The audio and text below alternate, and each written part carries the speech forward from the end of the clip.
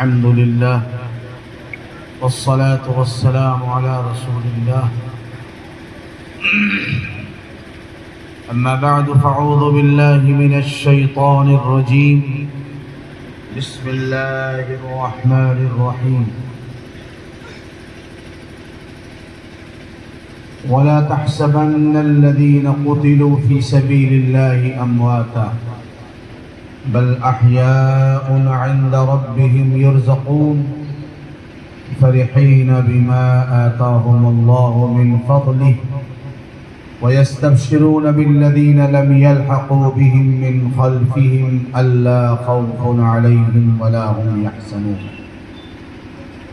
وقال رسول الله صلى الله عليه وسلم لوددت أن أقاتل في سبيل الله ثم أحيا ثم أقتل ثم أحيا ثم أقتل ثم أحيا ثم أقتل أو كما قال رسول الله صلى الله عليه وسلم.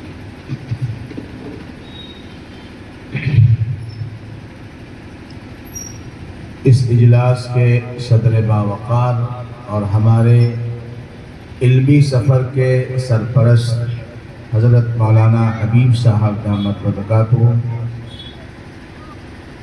حضرت مولانا صابر صاحب اور دیگر حضرات علماء کرام، سامنے تشریف فرما بزرگوں، بھائیوں اور دوستوں،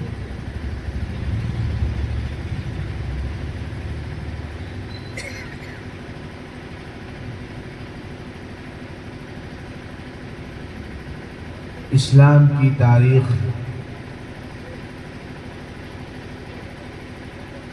شہداء سے بھری ہوئی ہے. شہادت ہے مطلوب و مقصود مومن.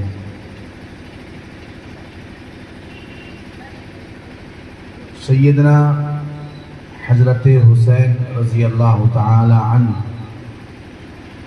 اللہ تعالی اس عالی مرتبت شخصیت کی روح پر اپنی کروڑوں رحمتیں نازل فرمائے. حضرت امام حسین رضی اللہ تعالیٰ عنہ کو شہید کیوں کیا گیا اور اس کا تانا بانا کہاں سے ملتا ہے؟ بہت مختصر وقت میں ایک حقیقت آپ کے گوشے گزار کرنا چاہتا ہوں. اللہ کے نبی علیہ الصلوۃ والسلام دنیا میں تشریف لائے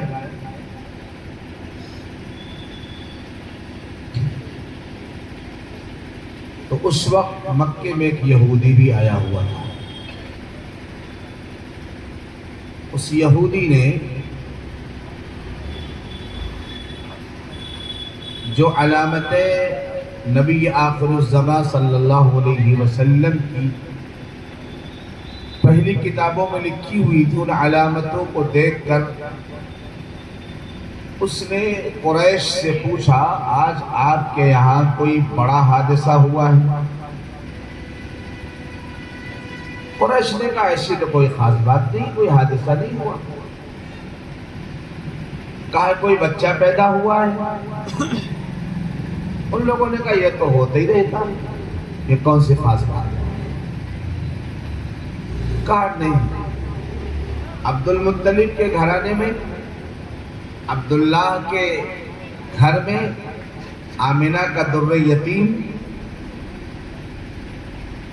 چلو مجھے ملاقات کرو، میں اس بچے کو دیکھنا چاہتا ہوں. کچھ لوگوں کے ساتھ یہ یہودی پہنچا اور جب جناب رسالت مآب صلی اللہ علیہ وسلم کو اس کے سامنے لا کر دکھایا گیا تو یہ بے ہوش ہو کر گر پڑا. یہودی بے ہوش ہو کر گر پڑا. لوگوں نے پنکھا جلا، پانی کے چھینٹے مارے، ہوش آیا تو لوگوں نے پوچھا بھائی کیا بات ہے، مرگی آ گئی؟ مرگی کا دورہ پڑا تم کو؟ اس بچے کو ہم نے بھی دیکھا اور تم نے بھی دیکھا، ہم پر کوئی اثر نہیں ہوا، تم بے ہوش ہو گئے. اس نے کہا میں اس غم میں بے ہوش ہو گیا کہ ہماری یہ امید اور تمنا تھی کہ جس طریقے سے بنی اسرائیل میں ہزاروں پیغمبر پیدا ہوئے تو اللہ کے خزانے کا یہ آخری سب سے نرالا ہیرا خاتم النبیین یہ بھی ہمارے ہی خاندان بنو اسرائیل میں پیدا ہوں گے.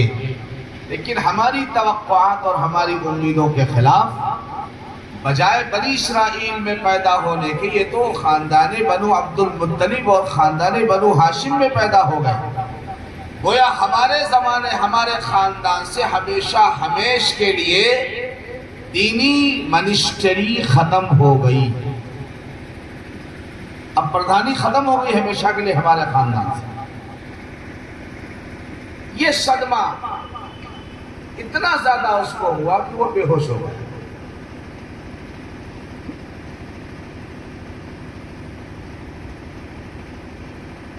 جن کتابوں میں رسول پاک علیہ السلام کی علامتیں لکھی ہوئی تھی اس پہ یہ بھی لکھا ہوا تھا کہ یہ مکہ مکرمہ میں پیدا ہوں گے اور مدینہ پاک کی طرف ہجرت کریں گے اور فلاں خاندان میں بنو اسماعیل کے خاندان میں پیدا ہوں گے، بنو اسحاق کے خاندان میں نہیں پیدا ہوں گے. لیکن انسان پر جب حسد اور بغض اور کینے کی چادر پڑ جاتی ہے تو وہ حقائق سے چشم پوشی کر لیتا ہے. بے ہوش ہونے کی کوئی ضرورت نہیں تھی. وہ کہتا اب تک اللہ کی مرضی تھی. ہمارے خاندان میں ہزاروں نبی پیغمبر پیدا ہوئے، موسیٰ علیہ السلام، ہارون علیہ السلام، یوشع بن نون علیہ السلام، حضرت داؤد علیہ السلام، حضرت سلیمان علیہ السلام، حضرت زکریا علیہ السلام، حضرت یحییٰ علیہ السلام، حضرت یونس علیہ السلام، حضرت ایوب علیہ السلام، سارے کے سارے بنی اسرائیل میں پیدا ہوئے. اب اگر ایک نبی آخر الزمان صلی اللہ علیہ وسلم، ابراہیم علیہ السلام کی دو شاخیں، ایک حضرت اسماعیل اور ایک حضرت اسحاق. حضرت ہاجرہ کے بطن سے حضرت اسماعیل پیدا ہوئے اور حضرت سارہ کے بطن سے اللہ تعالیٰ نے حضرت اسحاق کو پیدا فرمایا. پیغمبر کی دو بیویاں، ایک بیوی سے اسماعیل علیہ السلام کا خاندان چلا اور ایک بیوی سے حضرت اسحاق علیہ السلام کا خاندان چلا. اسحاق علیہ السلام کے بیٹے کا نام یعقوب اور یعقوب علیہ السلام کے بڑے بیٹے کا نام یہودا. اسی کے نام پر یہودی قبیلہ اور خاندان بنا. اسرائیل یہ یعقوب علیہ السلام کا لقب تھا. اس کے معنی عبرانی زبان میں ہوئے عبداللہ.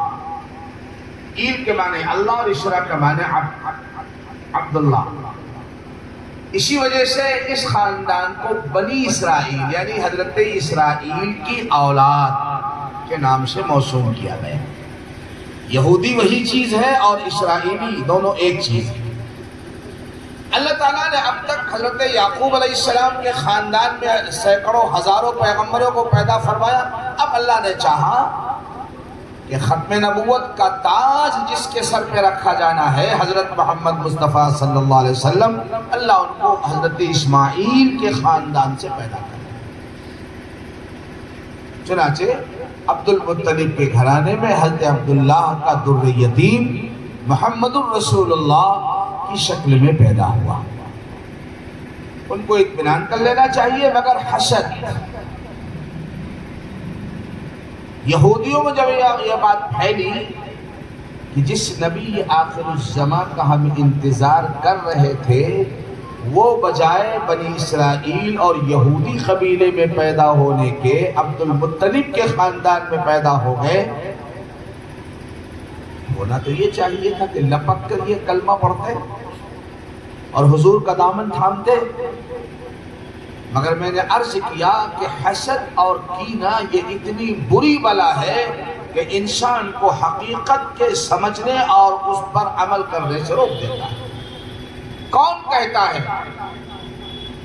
کہ صدیق اکبر کی شان اور حقیقت ہمارے یاروں کو نہیں معلوم؟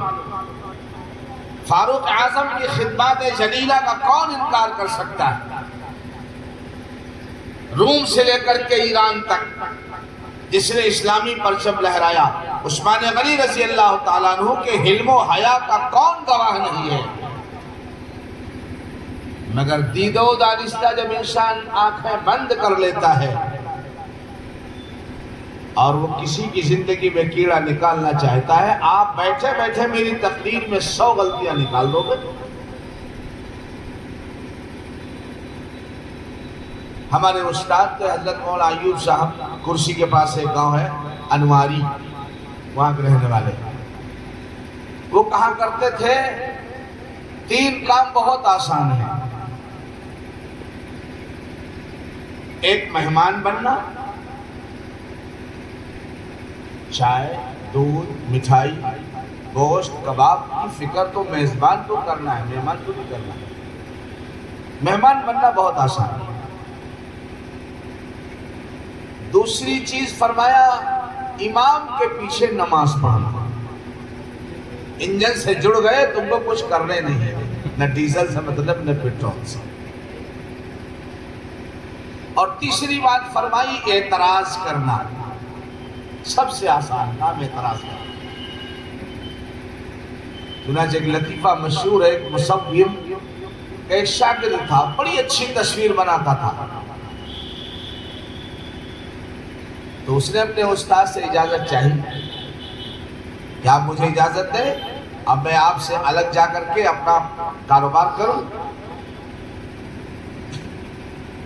تو کہا ٹھیک ہے، پہلے تم ایک چوراہے پہ تصویر بناؤ، دیکھو لوگ اس تصویر کے بارے میں کیا رائے قائم کرتے ہیں، تمہاری تعریف کرتے ہیں یا نقص نکالتے ہیں، خرابیاں نکالتے ہیں۔ تصویر بنائی، کہا اس کے نیچے لکھ دو جہاں خامی اور کمی ہو وہاں نشان زد کر دیا جائے، وہاں نشان لگا دیا جائے۔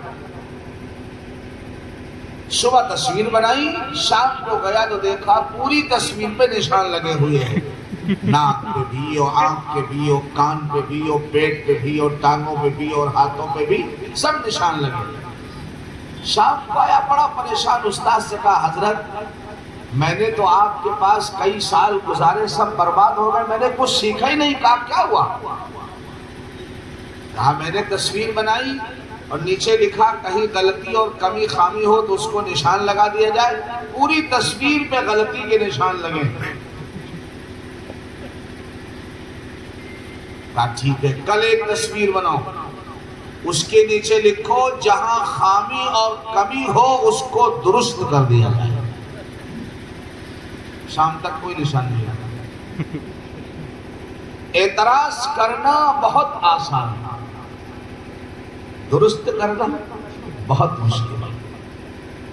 اس لیے بعض لوگ سستی شہرت کے عادی ہوتے ہیں، سستی شہرت، کسی طرح ہمارا بھی نام قلم کاروں میں آ جائے۔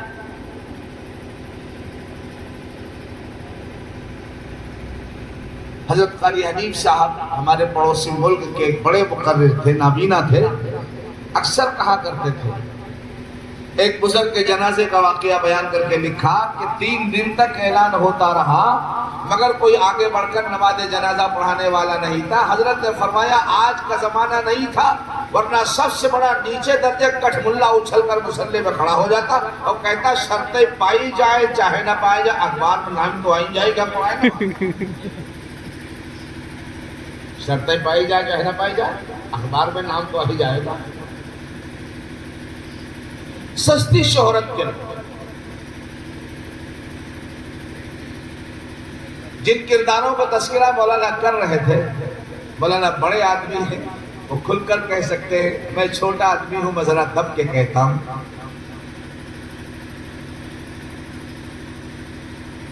ان کرداروں کے حوالے سے ایک بات آپ کو بتاؤں، جب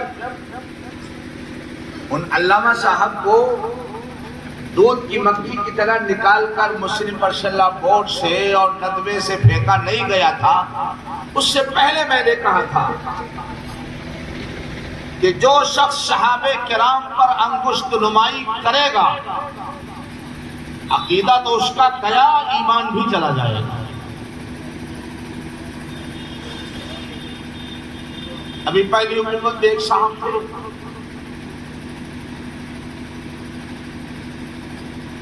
قرآن کی آیتیں بدل ڈالو، یہ قرآن میں کی آیتیں غلط ہیں اور سب ہے نا دماغ میں آپ لوگوں کے۔ کیا ہوا؟ وہ کہاں چلے گئے؟ تیاگی میں تیاگ پتر دے کے چلے گئے، اسلام سے تیاگ پتر دے کر کہاں چلے گئے؟ یہ معجزہ ہے، یہ معجزہ ہے صحابہ کرام رضوان اللہ علیہم اجمعین کی عظمت و عقیدت کا۔ جو انسان اللہ کے نبی علیہ السلام کے صحابہ کی شان میں اپنی زبان کھولے گا اس کا ایمان چلا جائے گا۔ اس لیے اگلے عنوان پر بات کرنے سے پہلے میں یہ عرض کر دے رہا ہوں، ایسی جگہوں پر بیٹھنے سے اپنے آپ کو بچاؤ، ایسے لٹریچر کا مطالعہ کرنے سے اپنے آپ کو بچاؤ، یوٹیوب پر ایسی تقریریں سننے سے اپنے آپ کو بچاؤ جس سے صحابہ کرام رضوان اللہ علیہم اجمعین کی طرف سے بدگمانی پیدا ہو جائے۔ تو صحابہ ہیں، رسول اللہ کے پیارے، اللہ کے پیارے، ان کے پیار کا حال میں آپ کو بتاؤں۔ اللہ اکبر۔ اللہ کے نبی علیہ السلام جب مدینہ طیبہ تشریف لے گئے، نبی کے صحابہ سے خدا کو پیار کتنا ہے میں قرآن کے حوالے سے کر رہا ہوں۔ آپ نہیں کہہ سکتے کہ مولانا صاحب یہ حدیث موضوع اور ضعیف ہے۔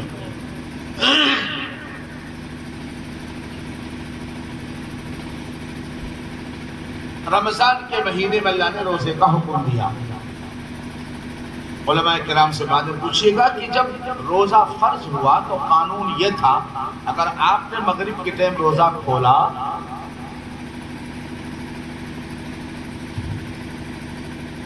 اور ابھی کھانا تیار ہونے میں کچھ دیر ہے اور آپ نے سوچا لاؤ ذرا کمر سیدھی کر لیں اور نیند آ گئی تو آپ کا کل کا روزہ شروع ہو گیا، اب آپ کچھ نہیں کھا سکتے۔ پہلا حکم یہی تھا، جب روزہ فرض ہوا تو سارے مسلمانوں میں پہلا حکم یہی تھا، یہی قانون تھا۔ ایک صحابی، انصاری صحابی، کاشتکار، زراعت پیشہ، کسانی کرنے والے، رات کو روزہ رکھا، صبح کھیت چلے گئے، محنت مشقت کا کام کیا، شام کو آئے، روزہ افطار کیا کھجور اور پانی سے، سوچا مغرب کے بعد بیوی گرم گرم روٹیاں پکائے گی تو میں کھاؤں گا پیٹ بھر۔ روٹی تیار ہونے میں کچھ دیر تھی، حضرت نے سونے کی نیت سے نہیں، ذرا سا کھمبے سے ٹیک لگائی اور نیند آ گئی۔ آنکھ کھلی، روزہ شروع ہو چکا ہے، اب نہیں کھا سکا۔ روٹی موجود ہے، سالن موجود ہے، سرکہ موجود ہے، مگر اجازت نہیں ہے رب کی، آپ نہیں کھا سکا۔ دوسرے دن کا روزہ اسی پہ شروع کر دیا، روزے پہ روزہ شروع کر دیا، دن بھر مشقت کا کام کیا، عصر کی نماز پڑھتے پڑھتے بے ہوش ہو گئے۔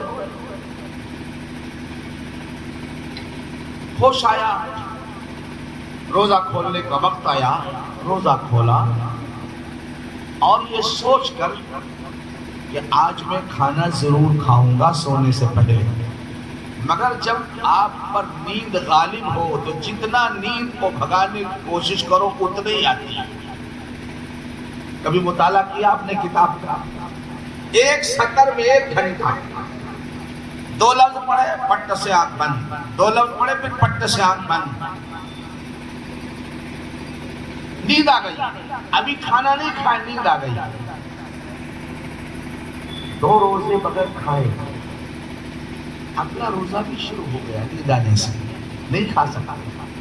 نیند اتنی لمبی آئی کہ آنکھ کھلی تو تقریباً جس وقت ہم اور آپ سحری کرتے ہیں 3 ساڑھے 3 بجے حضرت کی آنکھ کھلی۔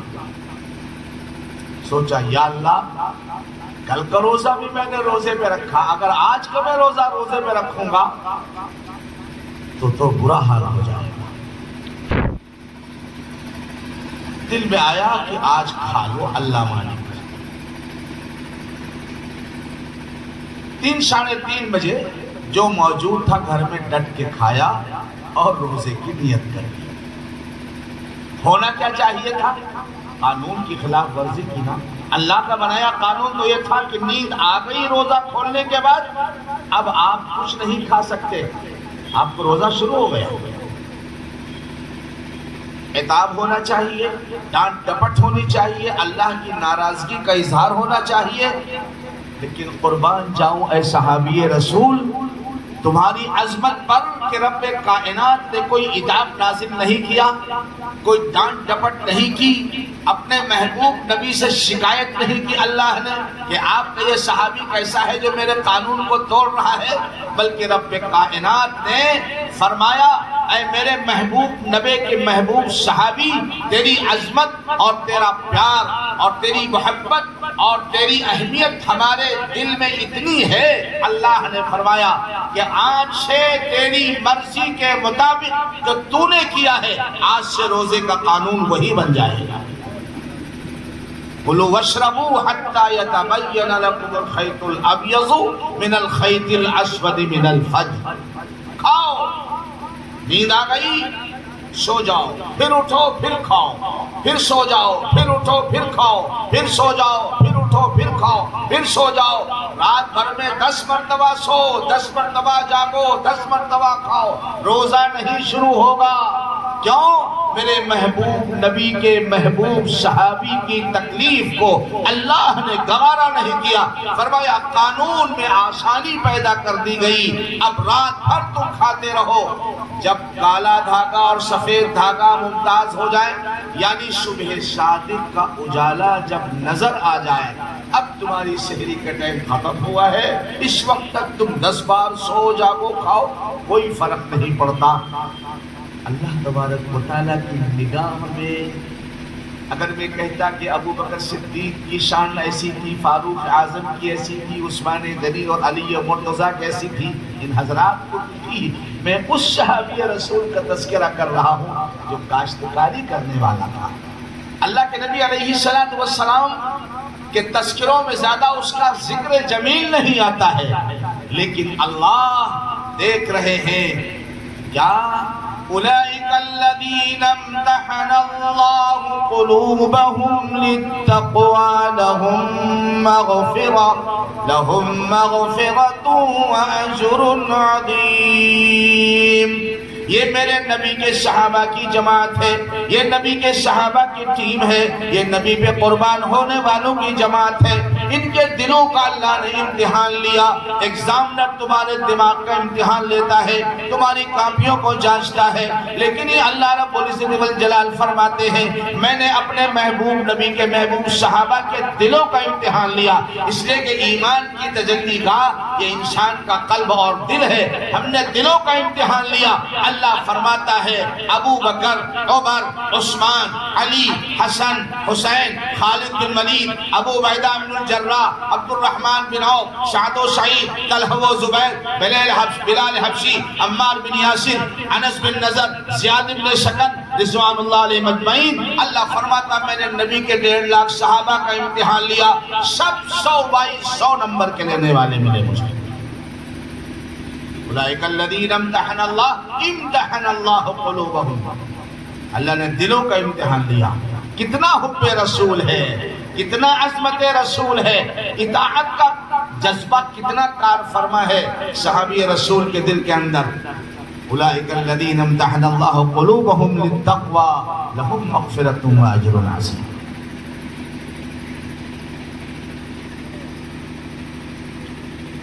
समझ में आई बात?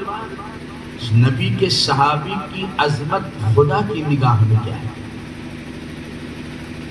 आज आपका कोई काम ना हो रहा, कचहरी के सामने सजदा करो, जाके असेंबली के सामने एजिटेशन करो, बदल जाएगा कानून। रात के सन्नाटे में कोई आंदोलन नहीं, कोई एजिटेशन नहीं,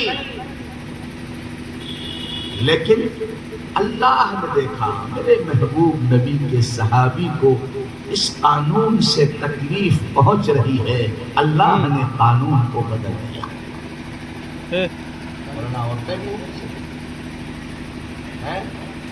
ایک اور واقعہ سنا دیتا ہوں میری ماں اور بہنوں کے. خولا بنت ثعلبہ معمولی صحابیہ، ان کے شوہر نے ان سے زہار کر دیا. زہار معلوم کسے کہتے ہیں؟ یہ کہنا کہ تمہاری پیٹھ میری ماں کی پیٹھ کی طرح. اپنی بیوی سے کہنا. میں اکثر ایک بات کہا کرتا ہوں، نہ شدت نفرت میں حدود کو توڑنے کی کوشش کرو، نہ جوش جنو اور محبت میں حدود کو توڑنے کی کوشش کرو. اعتدال اور درمیانی راستہ ہمیشہ اپناؤ. کسی سے اتنی دشمنی نہ کرو کہ کل اگر میدان حشر کے اندر، دنیا میں نہیں میدان حشر میں، اگر فاروق اعظم اور صدیق اکبر کا سامنا ہو جائے تو اپنا کالا کھوپڑا لیے سر نیچے کیے رکھے رہو. ہمت پڑے گی؟ جس نے عثمان غنی اور فاروق اعظم اور حضرت علی کو اور حضرت ابو بکر صدیق کو گالیاں دی، اس کی ہمت پڑے گی اللہ کے نبی کے سامنے جانے کی اور نبی کے صحابہ کے سامنے جانے کی؟ اللہ کے نبی حوض کوثر پہ ہوں گے اور صحابہ کرام پانی پلا رہے ہوں گے. کس کی ہمت پڑے گی؟ ابو بکر صدیق کے ہاتھ سے گلاس لینے کی، اور حضرت عمر کے ہاتھ سے گلاس لینے کی، عثمان غنی کے ہاتھ سے گلاس لینے کی، حضرت علی مرتضیٰ کے ہاتھ سے گلاس لینے کی. کس کی ہمت پڑے گی؟ جو ان سے پیار کرتا ہوگا، جو ان کی تعریف کرتا ہوگا، جو ان سے محبت کرتا ہوگا، اس کی ہمت پڑے گی. اور جس نے گالیاں دی ہوں گی وہ تو کہے گا فو بھاگو نہیں تماچا پڑے گا.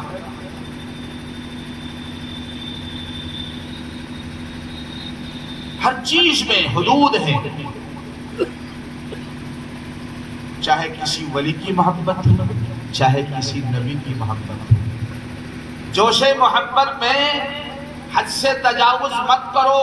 اگر آپ نے اپنی بیوی سے محبت کا انداز ایسا اختیار کیا اور جوش جنو میں آ کر آپ نے کہہ دیا تو ہماری اماں کتنا ہم کا لگتو ہے، تو معلوم نتیجہ کیا ہوگا؟ مولانا سے پوچھنا صبح کیا مسئلہ ہے. بیوی حرام ہو جائے گی. اگر آپ نے کہہ دیا تم میری ماں کی طرح ہو، بیوی حرام ہو جائے گی آپ پر. یہ شریعت ہے، یہاں آزاد ہے. جس کو چاہو خدا سے آگے بڑھا دو، جس کو چاہو نبی سے آگے بڑھا دو. دست گلچی چل رہا ہے شاخ گل پر بے دریغ، کون سنتا ہے یہاں پر عاشق ناشاد. میرے عزیزوں، میرے بزرگوں، میں ذکر رہا تھا خولا بنت ثعلبہ کے شوہر نے کہا تو میری ماں کی طرح ہے. اسلام آنے سے پہلے عرب میں یہی قانون تھا، اگر کوئی یہ کہہ دیتا تو میری ماں کی طرح ہے تو عورت حرام ہو جاتی. ابھی اسلام میں اس معاملے میں کوئی قانون نہیں اترا تھا. وہ عورت حضور کے پاس آئی، کہا یا رسول اللہ، میرا شوہر بھی بوڑھا، میں بھی بوڑھی، میں پوتے ہوں نواسے والی عورت ہوں. حضور میرے شوہر نے مجھ سے زہار کر دیا. عرب کے قانون کے مطابق میں اپنے شوہر پہ حرام ہو چکا. یا رسول اللہ آپ فرمائیے میں جاؤں تو کہاں جاؤں؟ میری ماں بھی زندہ نہیں ہے، میرے باپ بھی زندہ نہیں ہے. ماں باپ زندہ ہوتے تو مجھے کچھ سمیٹنے کی کوشش کرتے. ماں باپ کا انتقال ہو چکا ہے. اگر بھائی 2-4 دن کے لیے مجھے سہارا دے گا بھی تو 5ویں دن بھابھی مجھ پر اتنے الزامات لگائیں گی کہ مجھے گھر چھوڑ کے بھاگنا پڑے گا. غلط کہہ رہا ہوں؟ حالات کا جائزہ لو. اس لیے میں اپنی بہنوں بیٹیوں سے ایک بات ذکر کر رہا ہوں اس وقت، یہ 2-3 دن سے. تمہارے ماں باپ نے اپنا سب کچھ لٹا کر قربان کر کے جہاں آپ کی شادی کر دی ہے میری بیٹی، اس گھر کو اپنا گھر سمجھو. تمہاری عزت تمہارے شوہر کے ساتھ ہے. اگر تم نے طلاق لے لی یا اس نے طلاق دے دی یا بیوہ ہو گئی یا تم نے شادی نہیں کی 30-35 سال تک، فون پر اگر اپنی خالہ سے مسکرا کر بات کرو گی تو چلنے والا منچلا نوجوان کہے گا یہ کسی اور سے مسکرا کر باتیں کر رہی ہے. کہے گا نہیں کہے گا؟ الزام تراشیوں کا سلسلہ شروع ہو جائے گا. اور اگر آپ نے اس جنون کے اندر کہ میرا بھائی لکھپتی اور کروڑ پتی ہے، میں اپنے شوہر اور ساس سسر سے لڑ کر کے چلی جاؤں گی تو میرا بھائی میرا ساتھ دے گا. یاد رکھنا ہزاروں میں کوئی بڑا خلصی بھائی ہو تو ہو، لیکن آج کی دنیا کے اندر ناپید ہے. آپ نے اگر شوہر کا گھر چھوڑ دیا، پہلے تو تمہارا بھائی ہاں بالکل جب تک ہم زندہ ہیں، ماں باپ کی زندگی تک وہ گھر تمہارا ہے. ماں باپ کے انتقال کے بعد میری بیٹی اور بہن یاد رکھنا، بھائی اگر رکھنا بھی چاہے گا اور تمہارے گھر 1-2 بچے ہیں، کب توڑے گا بھائی کا بیٹا، شکر کا شربت گھول کر پیے گا بھائی کا بیٹا، سمجھے نہیں، بسکٹ کھائے گا بھائی کا بیٹا. اور جب 2-3 دن کے بعد شوہر پوچھے گا اپنی بیوی سے میں 5 کلو شکر لے کر آیا تھا، شکر ختم ہو گئی اتنی جلدی، تو وہ کہے گی یہ تم نے جو جھنجھٹ پال رکھا ہے نا، یہی تو سب پی لیتے ہیں شکر شربت بنا کر کے. اور پھر کیا مشورہ دے گی بڑی محبت سے، مہینہ 500,000 ان کا دے دو، کونوں ہوا جھوپڑے ڈال کر آئیں، ہیاں ضرورت نہیں ان کا رکھ کر. اس لیے میری بہنوں اور بیٹیوں سے میں یہ کہتا ہوں اور آپ حضرات سے کہتا ہوں، بیٹیوں کی تربیت ایسی کرو، بہنوں کی تربیت ایسی کرو، تمہارے مال کا نشہ بیٹی پر نہیں آنا چاہیے.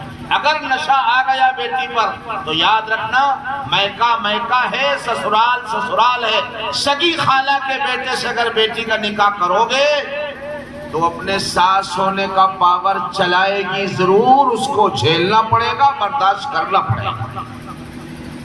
اور اگر آپ نے عادی نہیں بنایا ہے اور فون کیا ہاں بیٹیا گھبراؤ نہ ہم موٹر سائیکل لیے چلے آ رہے ہیں، تو پھر یہی زندگی میں کرتے رہو گے، آج یہاں کل وہاں پرسوں وہاں.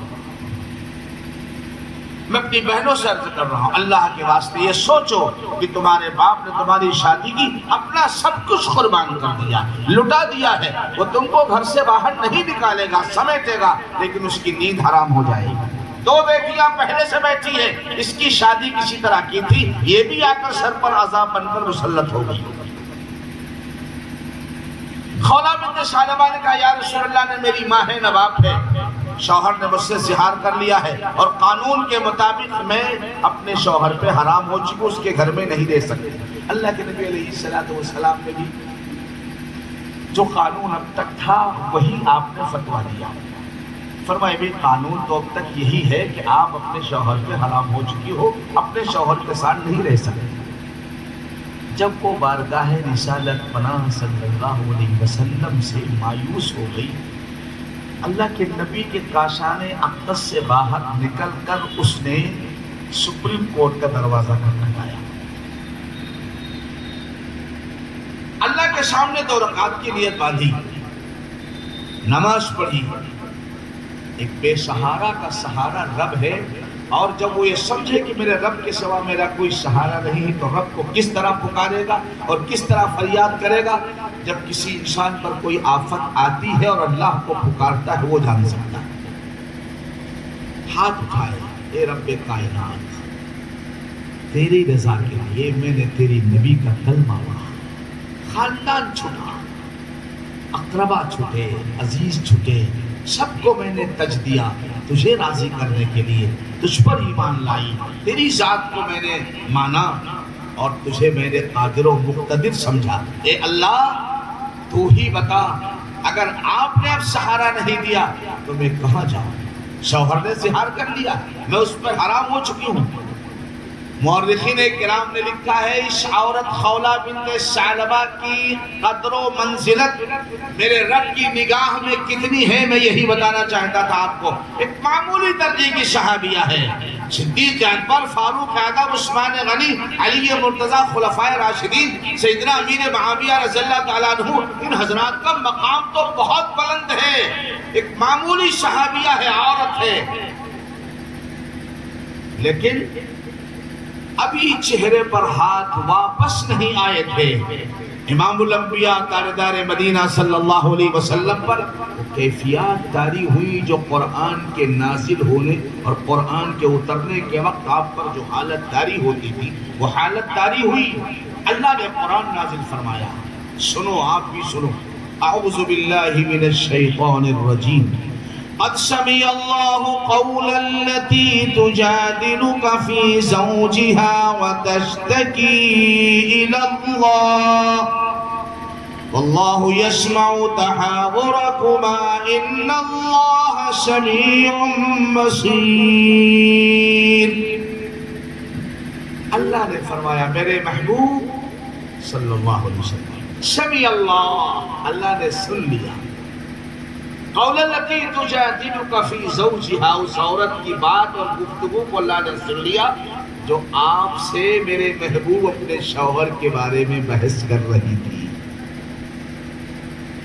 وتشتکی الی اللہ، اور اللہ سے شکوہ کر رہی تھی، اے اللہ میں کہاں جاؤں، میں نے تجھے سب کچھ مانا ہے اور تیرے ہی در سے میرا مسئلہ حل ہونا ہے، تو بتا میں جاؤں کہاں۔ وتشتکی الی اللہ واللہ یسمع تحاورکما ان اللہ سمیع بصیر، اللہ سننے والا بھی ہے اور دیکھنے والا بھی ہے، دلوں کی دھڑکنوں سے واقف ہے، آنکھوں سے بہنے والے آنسوؤں کو بھی دیکھتا ہے اور دل میں پیدا ہونے خیالات سے بھی واقف ہے، ان اللہ سمیع بصیر۔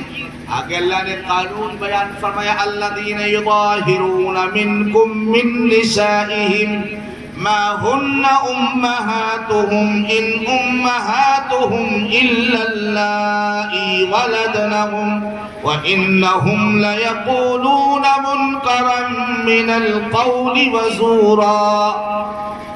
کوئی اگر اپنی بیوی کو اماں کہہ دے تو کہہ دینے سے بیوی ماں نہیں بنتی، ماں تو وہی ہے جس نے تم کو پیدا کیا ہے، مگر ایسا کہنا تم میری ماں کی پیٹھ کی طرح ہو، تم میرے ماں کی پیٹ کی طرح ہو، ایسا کہنا برا ہے، لہٰذا بیوی تو حرام ہو جائے گی۔ مگر اللہ نے اس کا حل بیان فرما دیا۔ کیا حل بیان فرما دیا؟ معمولی الفاظ میں خلاصہ بیان کر رہا ہوں، آیتیں پڑھ کے ترجمہ کروں گا تو وقت زیادہ لگ جائے گا۔ اللہ نے فرمایا آج سے قانون یہ ہے، اگر کسی نے اپنی بیوی سے زہار کر لیا، یہ کہہ دیا تو میری ماں کی طرح ہے، تو حرام ہو جائے گی۔ اب حلال کرنا چاہتا ہے تو کیا کرے؟ فرمایا ایک غلام آزاد کر۔ اب تو غلاموں کو زمانہ نہیں ہے، غلام آزاد کر، غلام آزاد کرنے کی طاقت نہیں۔ اللہ نے فرمایا 2 مہینے کے روزے رکھ، 2 دن کے نہیں، 2 مہینے کے روزے رکھ۔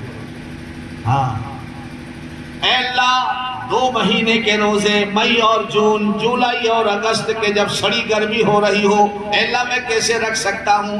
اللہ نے فرمایا 60 مسکینوں کو 2 ٹائم کا کھانا کھلا دے، تیری حرام بیوی تجھ پہ حلال ہو جائے گی۔ قیامت تک آنے والی خواتین کے لیے ایک صحابیہ خولہ بنت ثعلبہ کی فریاد کو خدا نے سن کر قانون بدل دیا اور قیامت تک کے لیے قانون بنا دیا۔ ایسا کہنا تو غلط ہے، مگر اس کا حل یہ ہے یا غلام آزاد کرو، یا 2 مہینے کے روزے رکھو، یا 60 مسکینوں غریبوں کو کھانا کھلاؤ۔ کتنا پیار ہوگا اللہ کو اس عورت سے جس کی ایک فریاد پر خدا نے قرآن اتار دیا۔ آپ نے 12 سنا ہوگا فاروق اعظم کی موافقت میں اللہ نے قرآن اتارا، صدیق اکبر کی موافقت میں قرآن اتارا، لیکن ایک معمولی خاتون کی فریاد پر اللہ نے تقریباً 2 رکوع قرآن مجید کے اتار دیے، اسی مسئلے کو بیان کرنے کے لیے۔ یہ میں عرض کرنا چاہتا تھا کہ نبی کے صحابہ کی عظمت ہمارے اور آپ کے دل سے پوچھو نہ پوچھو، اللہ سے پوچھو، اے رب کائنات تو دلوں کے بھیدوں کا جاننے والا ہے، کس کے دل میں کتنا ایمان اور کتنا نفاق ہے۔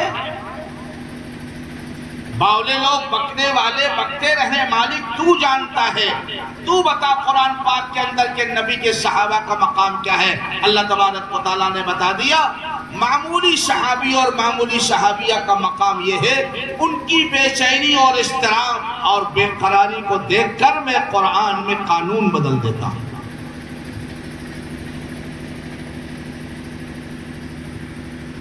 عرض کر رہا تھا کہ اللہ تبارک و تعالیٰ نے صحابہ کرام کی عظمت کو، ان کی محبت کو ہمارے ایمان کا جز اور حصہ بنایا۔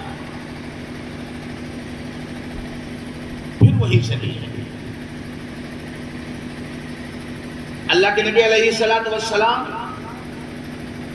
کی پیدائش پر یہودی بے ہوش ہوا تو آپ سمجھتے ہو کہ ہوش آنے کے بعد اس کے دل کا لاوا بجھ گیا ہوگا، حسد کی آگ کم پڑ سرد پڑ گئی ہوگی، نہیں، وہ اور بھڑکتی رہی۔ نت نئے طریقے اختیار کیے، مجھے تفصیل میں جانے کا موقع نہیں، ایک موقع آیا۔ جو لوگ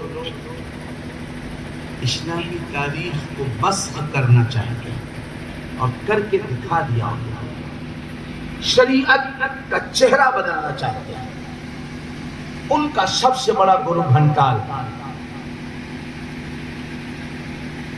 ابی ابن سلول رئیس المنافقین۔ اس نے ایک دن مدینے والوں کو اکٹھا کیا اور اکٹھا کرنے کے بعد اس نے کہا، بھائی دیکھو، یہودیوں کی اور اوس خزرج کی اکثر چلتی رہتی ہے، ہم تم ایک ہو جائیں اور سب مل کر اپنا ایک سردار بنا لو۔ دو چار لوگوں کو طے کر دیا کہ جب نام پیش کرنے کی بات آئی میں کس کو سردار بنایا جائے تو اس کونے سے کھڑے ہو کر تم کہنا ابی ابن سلول کو بنایا جائے، تم اس کونے سے تائید کرنا۔ یہ بھی ایک اسکیم اور پلاننگ ہوتی ہے۔ ابی ابن سلول کا نام آ گیا، دن طے ہو گیا، فلاں تاریخ کو فلاں دن سب لوگ اکٹھا ہو کر تاج پوشی کریں گے، ابی ابن سلول کو سرداری کا تاج پہنائیں گے۔ اب اس کی تاج پوشی کی تاریخ آئی نہیں تھی، اس سے پہلے مدینے پاک جناب رسول پاک علیہ السلام پہنچ گئے، اللہ کے نبی پہنچ گئے تو جو ایمان کے پروانے تھے، شمع نبوت کے پروانے، وہ حضور کے چاروں طرف اکٹھا ہو گئے اور ابی ابن سلول کی سرداری اور تاج پوشی کھٹائی میں پڑ گئی۔ بس اس کے دل کے اندر سانپ جو ہے وہ دل ملانے لگا، شیطان لعین جو اس کے دل کے اندر تھا وہ ہلچل پیدا کرنے لگا اور وہ پلاننگ کرتا رہا کسی طریقے سے حضرت محمد صلی اللہ علیہ وسلم کو معاذ اللہ ذلیل کیا جائے اور ان کے مشن کو فیل کیا جائے۔ آپ کو یاد ہو شاید قرآن مجید کی وہ آیت جس میں اللہ تعالیٰ نے ان کی حقیقت کا اظہار فرمایا۔ غزوہ احد کے موقع پر جب میرے نبی اور نبی کے صحابہ کو شکست ہوئی اور 70 صحابہ شہید ہو گئے میدان احد کے اندر، تو اس وقت اس نے کہا تھا لَإِن رَجَعْنَا إِلَى الْمَدِينَةِ لَيُخْرِجَنَّ الْأَعَزُّ مِنْهَا الْأَذَلَّ، اگر ہم مدینے لوٹ گئے تو معاذ اللہ ذلیل لوگوں کو ہم مدینے سے نکال دیں گے۔ اشارہ حضرت رسول اللہ صلی اللہ علیہ وسلم اور آپ کے مہاجر صحابہ کی طرف تھا۔ ایک طرف اس منافق کا کردار ہے اور ایک طرف اسی منافق کے بیٹے حضرت عبداللہ رضی اللہ تعالیٰ عنہ جو سچے مخلص نبی کے عاشق مومن، ان کو پتا چلا کہ حضور کو میرے باپ نے ذلیل کہا ہے۔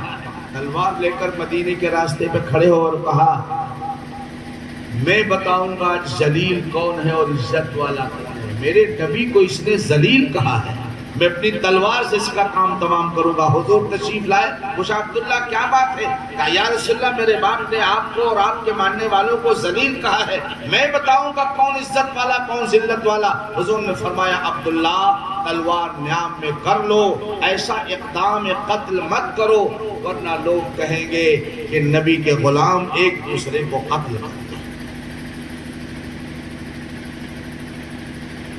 لَيُخْرِجَنَّ الْأَعَزُّ مِنْهُ الْأَذَلَّ۔ یہ لامہ پکتا رہا، میں بہت مختصر عرض کر رہا ہوں۔ ٹیم دھیرے دھیرے بنتی رہی اندر اندر۔ اسی پارٹی نے مسجد زرار بنائی، حضور پاک علیہ السلام کے خلاف مشورہ کرنے کے لیے مدینے میں ایک مسجد بنائی، ایک محلے جس کا نام مسجد زرار اللہ نے رکھا۔ والذین اتخذوا مسجدا ضرارا وكفرا وتفریقا بین المؤمنین وارصادا لمن حارب اللہ ورسولہ۔ کفر کو پھیلانے کے لیے، کفریہ مشورے کرنے کے لیے، نبی کو نقصان پہنچانے کے مشورے کرنے کے لیے مسجد بنائی ہے۔ پھر اللہ نے کیا کرایا؟ حضور نے فرمایا آگ لگا دو اس کو۔ جہاں سے ایمان کا بگاڑ پیدا ہوتا ہو، حضور نے فرمایا آگ لگا دو اس کو۔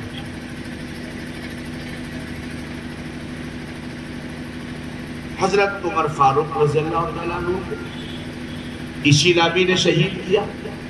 عثمان غنی رضی اللہ تعالیٰ عنہ کے زمانے میں ان کو زیادہ چھوٹ ملی۔ حضرت عثمان غنی کا حلم، آپ کی حیا، آپ کا بھولا پن، آپ کی سادگی، آپ کی پاک طینت طبیعت، اس سے ان لوگوں نے فائدہ اٹھا کر ایک بڑی لابی تیار کر لی، عثمان غنی کو مدینہ پاک کے اندر شہید کیا۔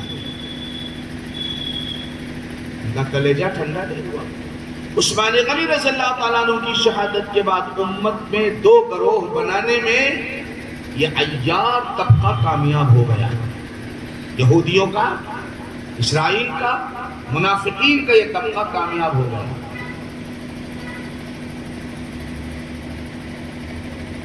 حضرت علی رضی اللہ تعالیٰ عنہ کو جب دیکھا کہ ہمارے مقاصد کے تئیں حضرت علی کام نہیں کر رہے، یعنی جو ہم چاہیں وہ بادشاہ وقت کرے، حضرت علی ہمارے عزائم کو نہیں پورا کر رہے ہیں، تو حضرت علی کی شہادت کا بیڑا بھی اٹھایا۔ آپ کو بھی کوفے کی جامع مسجد میں شہید کیا گیا نہیں شہید کیا گیا؟ اب انہوں نے سوچا کہ علی کی شہادت کا داغ جو مجھ پر لگا ہے اس کو مٹانے کے لیے منافقانہ طور پر حضرت علی کے خاندان سے دوستی کا ہاتھ بڑھاؤں۔ حضرت حسین رضی اللہ تعالیٰ عنہ کے ساتھ ان لوگوں نے دوستی کا ہاتھ بڑھایا۔ ایک بات میں عرض کروں گا قسم رب کائنات کی، خاندان نبوت ہو یا عام صحابہ کرام ہو، حضرات اپنی طبیعت کے اعتبار سے اتنے نیک، اتنے رقیق القلب اور اتنے زیادہ نرم دل تھے کہ سامنے والے کی بات پر بہت جلد بھروسہ کرتا تھا۔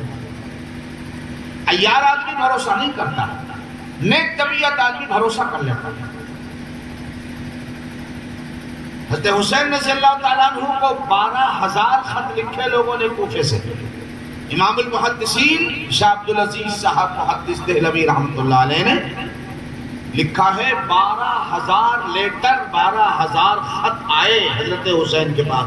آئیے، ہماری آنکھیں آپ کے لیے جشن براں ہیں، ہم آپ کے راستے میں ہاتھ رہی پلکیں بچھا دیں گے، سارا کوفہ آپ کے استقبال کے لیے تیار ہے، ہم آپ کے ہاتھ پر بیعت کر لیں گے اور آپ کو اپنا سب سے بڑا مقتدا اور پیشوا امام بنا لیں گے، اور اسلامی سلطنت کی، صحیح اسلامی سلطنت کی بنیاد یہاں سے ڈالی جائے گی، اور گویا کہ مشن حیدری کی تکمیل کا راستہ یہاں سے کھولا جائے گا۔ حضرت حسین رضی اللہ تعالیٰ عنہ نے بھروسہ کر لیا۔ اللہ کے نبی نے فرمایا تھا مومن نہ دھوکہ دیتا ہے نہ دھوکہ کھاتا ہے، لیکن کبھی کبھی اپنے بھولے پن کی وجہ سے اعتماد کر لیتا ہے۔ آپ نے بھروسہ کیا، حالات کا جائزہ لینے کے لیے آپ نے حضرت مسلم بن عقیل رضی اللہ تعالی عنہ کو بھیجا کہ ذرا حالات کا جائزہ لے لو کوفے میں جا کر۔ مسلم بن عقیل اپنے 2 معصوم بچوں کے ساتھ گئے، اور جب پہنچے تو منافقانہ انداز میں ان لوگوں نے زبردست استقبال اور ویلکم سواگتم کیا، ہزاروں انسانوں منایا مسلم بن عقیل کے استقبال کے لیے، فرش راہ بن گئے،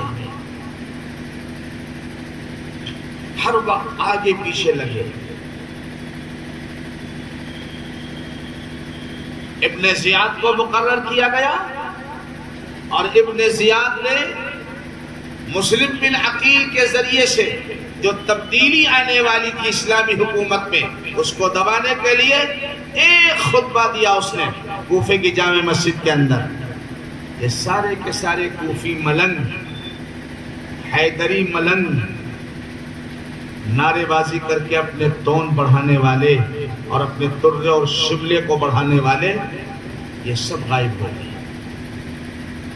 یہاں تک کہ حضرت مسلم بن عقیل رضی اللہ تعالیٰ عنہ کو حانی، ایک سچا عاشق اہل بیت، اس کے گھر میں پناہ لینی پڑی۔ حضرت حانی نے حضرت مسلم بن عقیل کو بچانے کی جتنی تدبیریں ہو سکتی تھی وہ ساری تدبیریں کی، لیکن تدبیر کند بندہ، تقدیر زنت خندہ، تدبیر پر تقدیر غالب آ جاتی۔ مسلم بن عقیل کو گرفتار کیا گیا۔ ابن زیاد کے صفاق اور ناپاک درندوں نے مسلم بن عقیل کو شہید کر دیا۔ ابھی کل جو لوگ مسلم بن عقیل کے نعرے لگا رہے تھے اور ان کے لیے اپنا سب کچھ تن من دھن قربان کرنے کے لیے تیار تھے، ان میں سے ایک بھی نہیں آیا کم سے کم مسلم بن عقیل رضی اللہ تعالیٰ عنہ کی لاش ہی کو اٹھا کر دفنانے کی کوشش کر لی۔ دونوں معصوم صاحبزادوں کو بھی شہید کر دیا۔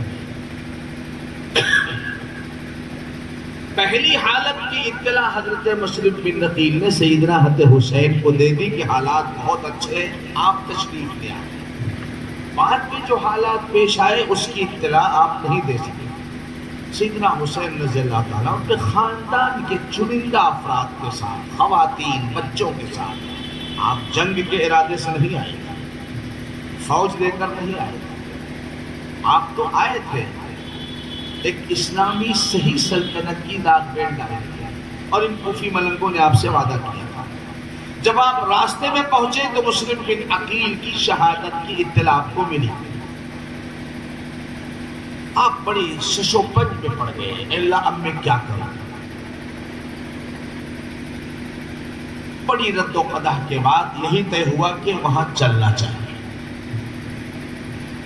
آپ یہ نہیں جانتے تھے کہ جن لوگوں نے ہمارے سامنے مگرمچھ کے آنسو بہائے ہیں اور ہزاروں چشمے بہائے ہمارے سامنے، وہ اتنی جلدی ہم سے دغا بازی کریں گے۔ آپ جانتے تھے کچھ نہ کچھ تو لوگ ساتھ میں رہیں گے، لیکن جب آپ میدان کربلا، جو کوفے سے باہر ایک میدان تھا، وہاں پہنچے تو ابن زیاد کی فوج نے آپ کا راستہ روک لیا۔ وہ چہرے بھی آپ کو نظر آ رہے تھے جنہوں نے آپ کے سامنے آ کر اللہ کی اور قرآن کی اور ماں اور باپ کی قسمیں کھائی تھی۔ آپ آؤ گے تو ہم آپ کے لیے اپنی آنکھیں بچھا دیں گے، اپنی اولاد کو قربان کر دیں گے۔ آپ نے ان سے کہا کہ تم نے مجھے بلایا ہے، مجھے کوفے والوں مسافر نہ سمجھو، میں آیا نہیں ہوں، بلایا گیا ہوں، مجھے بلایا ہے۔ اگر میرا نہ تم کو گوارا نہیں ہے اور اگر تم انکار کرتے ہو کہ تم نے مجھے نہیں بلایا ہے حسین وہ خطوں کا بورا لے کر گئے تھے، ان کے سامنے انڈیل دیا، کہا یہ ہے تمہارا مکر۔ سب چپ گئے، لیکن دلوں میں مکر تھا، نفاق تھا۔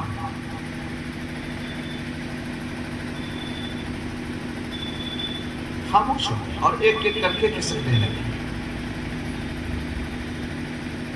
کوئی کہے گا کہ ابن زیاد کی فوج کی طاقت کے سامنے بلانے والے مجبور ہو گئے تھے۔ کیا مجبور ہو گئے؟ جان دینے سے مجبور ہو گئے تھے۔ بلانے والے دو کردار ہمارے سامنے ہیں اسلامی تاریخ کے اندر، میں آپ کو بتانا چاہوں گا۔ اللہ کے نبی علیہ السلام کو مدینے کے انصار نے بلایا، دعوت دی، اور جب بیعت عقبہ ثانیہ کے موقع پر حضرت عباس رضی اللہ تعالیٰ عنہ جو حضور کے ساتھ تھے مکہ مکرمہ کی وادیوں اور گھاٹیوں کے اندر، اور جب انصار اور مدینے کے لوگوں نے کہا حضور آپ مدینے تشریف لے آئیے، ہم آپ کی مدد کریں گے، تو حضرت عباس نے کہا تھا اے مدینے والوں سوچ سمجھ کر کہنا۔ محمد سب کہو صلی اللہ علیہ وسلم کو اپنے یہاں بلانے کا مطلب سارے عرب کی مخالفت، سارے عرب کی دشمنی تم مول لینے کے لیے اپنے آپ کو تیار کر رہے ہو۔ تو ان لوگوں نے کہا تھا کہ ہم اپنی جان پر کھیل کر حضرت محمد صلی اللہ علیہ وسلم کی حفاظت کریں گے۔ اللہ کے نبی تشریف لے گئے، ارے بولو گئے نہیں گئے؟ اور جانے کے 1 سال کے بعد جنگ بدر ہوئی۔ صحابہ کرام جنگ کے ارادے سے نہیں گئے تھے، وہ تو مال غنیمت کے ارادے سے تشریف لے گئے تھے۔ سامنے جنگ آ گئی، 1000 کی فوج ادھر، 313 ادھر، ادھر ہتھیار، گھوڑے، اونٹ ادھر نہت تھے، کسی کے ہاتھ میں چھڑی، کسی کے ہاتھ میں لاٹھی، کسی کے ہاتھ میں ڈنڈا۔ یہاں بھی تو کہہ سکتے تھے صحابہ حضور ہم تو اس ارادے سے آئے ہی نہیں تھے، ہم نے آپ کو مدینے میں رہ کر حفاظت کرنے کا وعدہ کیا ہے، میدان بدر میں حفاظت کا وعدہ نہیں کیا۔ لیکن قربان جاؤں بلانے والے دو ہیں، ایک کوفی ملنگ ہیں، بد کردار لوگ جنہوں نے حضرت حسین کو بلایا، اور ایک وہ انصار صحابہ ہیں رضوان اللہ علیہم اجمعین جنہوں نے میرے نبی کو بلایا۔ جب یہ موقع آیا تو کیا کہا، کیا تقریریں پڑھی اسلامی تاریخ کے اندر؟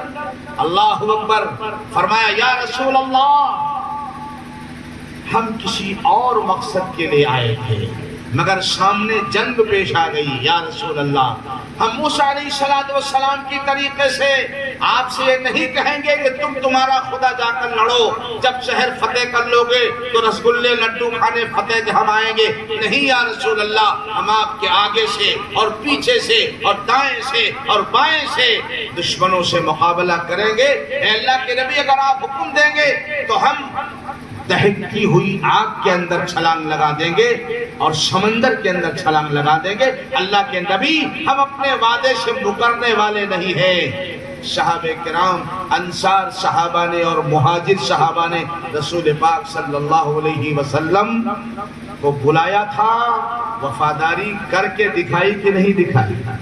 کیا بہت زیادہ سال گزر گئے تھے؟ ہمیں 60 سال تو گزرے تھے۔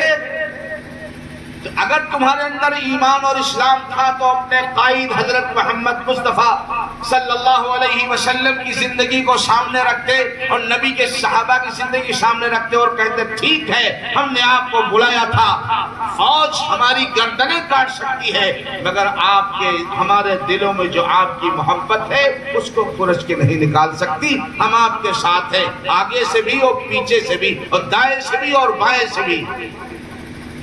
اگر ان کے عہد و معاہدے کے اندر سچائی ہوتی، ان کی دعوت میں صداقت ہوتی اور ان کی باتوں کے اندر کچھ بھی صدق بیانی ہوتی تو یہ مکر دے گا۔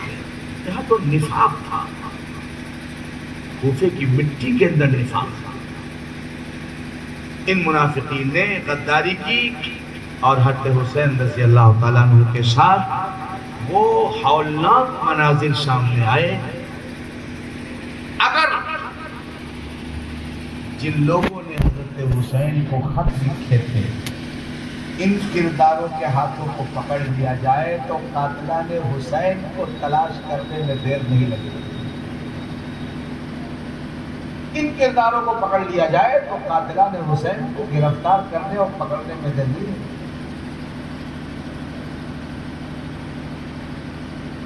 بلایا، دھوکہ دیا، اور پھر سامنے ابن زیاد کی خوشنودی حاصل کرنے کے لیے اس کی فوج میں شامل ہو گئے، اس کی فوج میں شامل ہو گئے۔ حضرت حسین رضی اللہ تعالیٰ عنہ نے جب دیکھا کہ حالات یہ ہیں تو آپ نے 3 باتیں پیش کی۔ فرمایا بھائی جب یہ معاملہ ہے تم لوگ میرا ساتھ دینے کو تیار نہیں ہو، تم کو اس بات کا اعتراف اور اقرار نہیں کہ تم نے مجھے بلایا ہے، تو میں 3 باتیں رکھتا ہوں۔ یا تو مجھے واپس جانے دو، یا تو مجھے واپس میں اپنے نانا کے جوار میں بیٹھ کر زندگی گزار کر عبادت گزار کر اللہ کے حوالے کر دوں گا، یا مجھے اسلامی سرحد پہ چلے جانے دو، میں اسلامی سرحد کی حفاظت کرتے کرتے اپنی جان آخری کے سپرد کر دوں گا، اور یا مجھے خود یزید کے پاس چلے جانے دو، میں اپنا معاملہ یزید سے خود طے کروں گا۔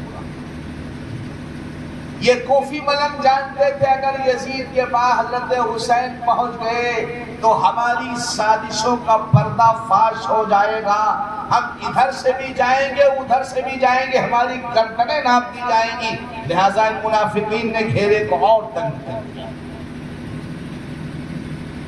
حسین نے دیکھا کہ یہ کسی بھی صحیح بات کے ماننے کو تیار نہیں، تو آپ نے فرمایا بھائی تم میرے قتل کو کس بنیاد پر جائز سمجھتے ہو؟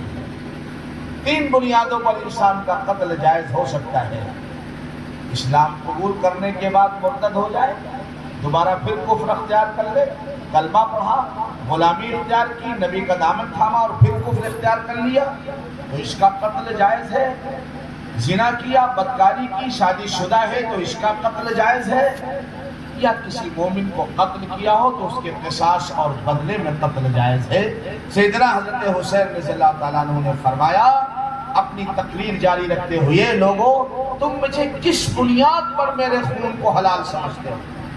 اگر تم کو میرے ایمان پر شک ہے تو میں تمہارے سامنے اشہد ان لا الہ الا اللہ واشہد ان محمدا عبدہ ورسولہ کا اقرار کرتا ہوں، تاکہ تم کو میرے اسلام میں کوئی شک شبہ باقی نہ رہ جائے۔ اور اگر اس بنیاد پر کہ معاذ اللہ تم مجھے کوئی بدکار آدمی سمجھتے ہو تو دنیا جانتی ہے میرے خاندان کی طہارت اور پاکیزگی اور پوترتا کو ساری دنیا جانتی ہے۔ زنا اور بدکاری تو بڑی دور کی بات ہے، کسی اجنبی عورت کی طرف ہم نے نگاہ اٹھا کر زندگی میں نہیں دیکھا۔ تم مجھے کس بنیاد پر قتل کرنا چاہتے ہو؟ میرا خون کیسے حلال ہوگا تمہارے لیے؟ تیسری بات فرمائی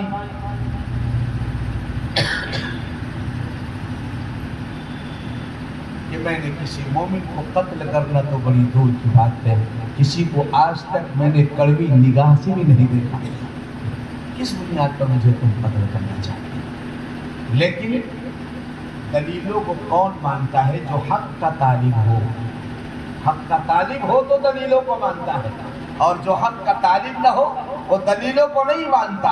ابراہیم علیہ السلام نے ہزاروں دلیلیں پیش کر دی معبودان باطلہ کے باطل ہونے پر،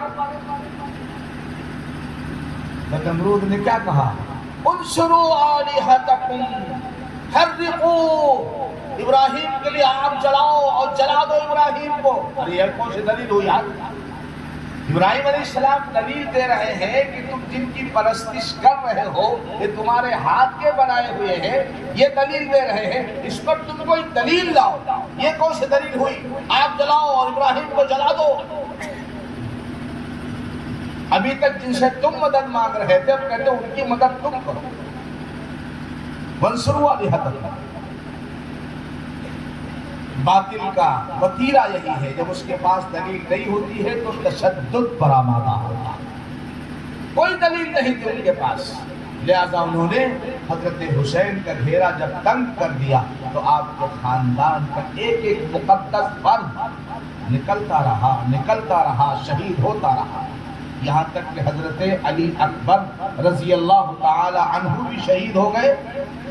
حضرت علی اصغر چھوٹے سے بچے تھے، حضرت حسین نے ان کو گود کے اندر لیا اور کہا جو چل کر آنے کے قابل تھا وہ چل کر تمہارے سامنے آیا اور جام شہادت نوش کر گیا، جو چل کر آنے کے قابل نہیں تھا اس کو میں گود میں لے کر آیا ہوں تاکہ تم اپنا آخری حوصلہ بھی پورا کر لو۔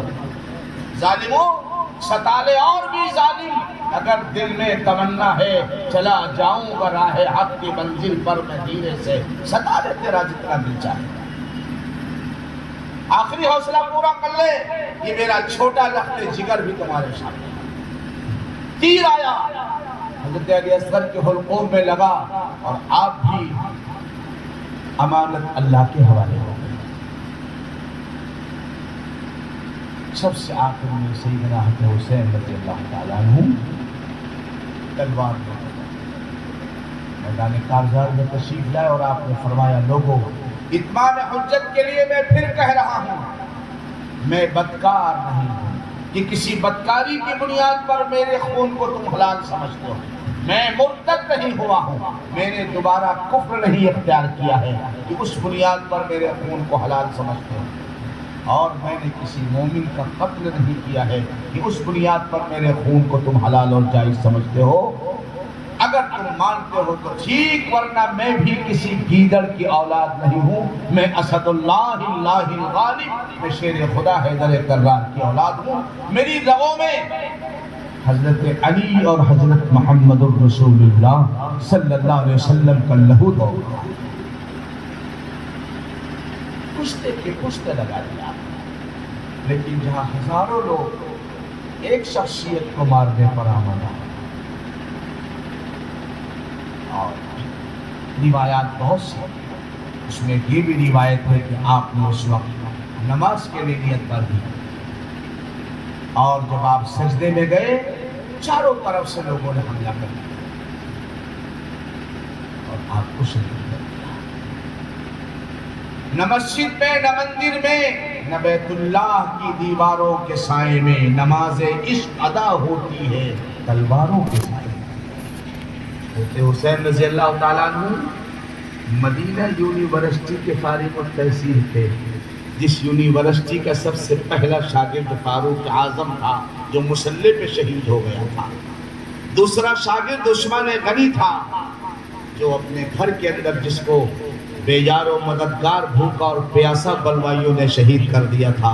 عثمان غنی رضی اللہ تعالیٰ عنہ کی شہادت سے، فاروق اعظم کی شہادت سے حضرت حسین نے یہ سبق پڑھا تھا کہ شہادت ہے مطلوب و مقصود مومن، لہذا نہ کوئی واویلا ہے، نہ شور ہے، نہ ہنگامہ ہے، نہ کپڑوں کا پھاڑنا ہے، نہ چیخنا ہے، نہ چلانا ہے، نہ نوحہ ہے، نہ مرثیہ ہے، نہ ماتم ہے، نہ چھتے کا پیٹنا ہے۔ وبشر الصابرین الذین اذا اصابتهم مصیبہ قالوا انا للہ وانا الیہ راجعون۔ اللہ نے خود فرمایا ان صبر کرنے والوں کو خوشخبری دے دو کہ جب ان پر مصیبت آتی ہے تو کپڑے نہیں پھاڑتے، بال نہیں نوچتے، تماچے نہیں مارتے، بلکہ کیا کہتے ہیں انا للہ وانا الیہ راجعون۔ میری جان بھی اللہ کی امانت ہے، میری اولاد بھی اللہ کی امانت ہے، یہ سب اللہ ہی کے پاس لوٹ کر جانا ہے۔ انا للہ وانا الیہ راجعون۔ رب کائنات نے فرمایا اولئک علیہم صلوات من ربہم ورحمہ واولئک هم المہتدون۔ جن لوگوں کی سرشت اور فطرت میں صبر کا مادہ ہے، بڑے بڑے حالات پر صبر، آزما حالات پر صبر کا مظاہرہ کرتے ہیں، اللہ فرماتے ہیں یہی وہ لوگ جن پر رب کی رحمتیں نازل ہوتی ہیں اور یہی ہدایت یافتہ۔ آخری بات پر ذکر کے بعد ختم کروں گا، مضمون تو میرا ابھی ادھورا اور ناقص ہے، ایک نقطہ بیان کرنا چاہیے۔ حضرت حسین رضی اللہ تعالیٰ عنہ کی شہادت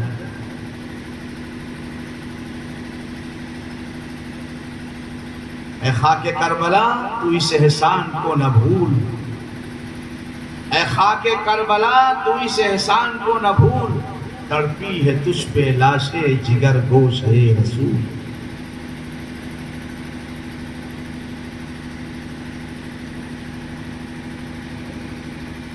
اپنے لہو سے پیاس بجھا دی تیری، سیراب کر دیا تجھے ہونے لگے رسول۔ حضرت حسین رضی اللہ تعالیٰ عنہ شہید ہو گئے۔ اس سے پہلے جب نام و پیام کا سلسلہ چلا ابن زیاد کے درمیان، حضرت حسین کے درمیان، تو ایک بات آئی۔ حضرت حسین نے فرمایا مجھے یزید کے پاس جانے دو، میں اپنا معاملہ ہے۔ ابن زیاد نے کہا نہیں، یزید کی طرف سے میرے ہاتھ پر بیعت کرو۔ تو حسین نے فرمایا نہیں ہو سکتا،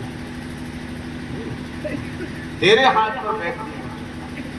اس بات کو ہم بھی مانتے ہیں، آپ بھی مانتے ہیں، مورخ بھی مانتا ہے، محدث بھی مانتا ہے، سفید پگڑی والا بھی مانتا ہے، کالی پگڑی والے بھی مانتا ہے، تن کا گورا من کا کالا بھی مانتا ہے، اور تن کا کالا من کا گورا بھی مانتا ہے۔ سوال ہے، حضرت حسین رضی اللہ تعالیٰ عنہ اپنی جان بچانے کے لیے ابن زیاد سے بیعت کر لیتے ہیں، مگر آپ نے ابن زیاد سے بیعت کیوں نہیں کی؟ آپ نے فرمایا میں باطل کے ہاتھ میں، غلط ہاتھ میں، ظالم و سفاک کے ہاتھ میں اپنا ہاتھ نہیں دے سکتا۔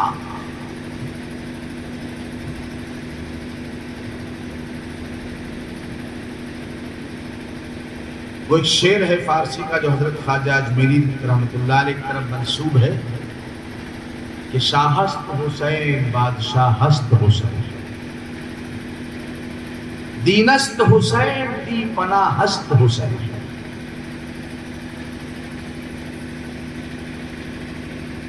اور کیا ہے مولانا؟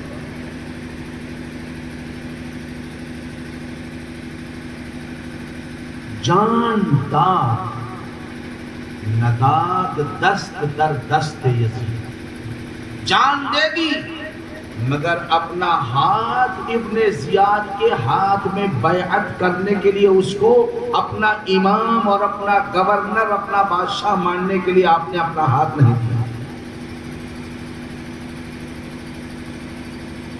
جان داد نداد دست در دست یزید، ہم بھی اس کو مانتے ہیں۔ سیدنا حسین رضی اللہ تعالیٰ عنہ نے اپنی جان تو حوالے کر دی، فرمایا یہ باطل کے سامنے سب کٹ سکتا ہے مگر جھک نہیں سکتا۔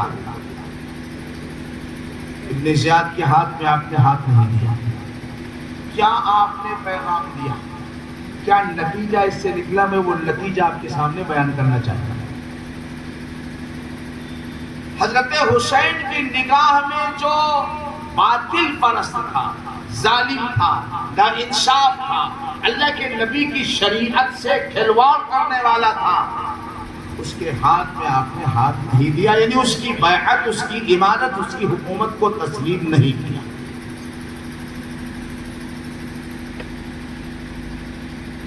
اس کا آپ نگیٹو دیکھیں،